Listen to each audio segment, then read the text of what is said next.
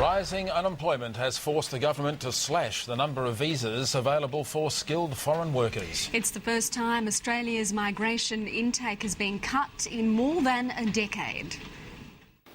More Australians are joining the unemployment queue faster than expected. That means there's less need to bring in workers from overseas. Last year we were dealing with a huge demand for skills and labour, a growing economy.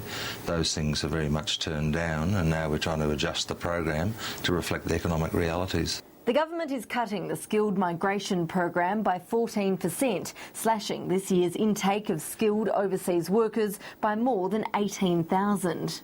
We don't want people coming in, competing with Australians for the same jobs when jobs are in short supply.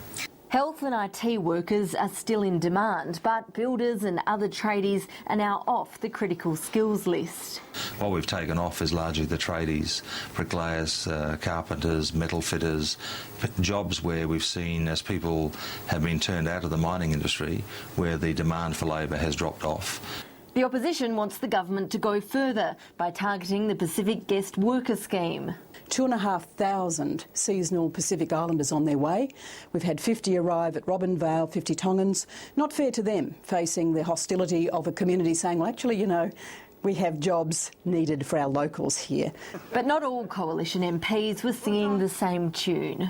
Just coming out and, you know, almost opportunistically saying we're going to cut migration or skill migration is something that will actually not help the economy go forward when we want to rebuild. While both major parties agree protecting employment is the priority, they differ on how to go about it, with the opposition claiming the government's industrial relations changes and its emissions trading scheme will threaten jobs. The plan he's come up with, of course, is hopeless in the sense that it does enormous damage to jobs, sends jobs overseas with the emissions, so it has no good for the environment, and it doesn't reduce Australia's emissions.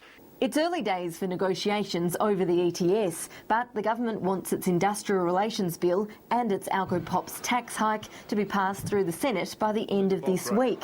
With the opposition critical of both measures, the government is trying to win support from the crossbenchers to avoid having to deal with the coalition at all. Ashley Gillen, Sky News, Canberra.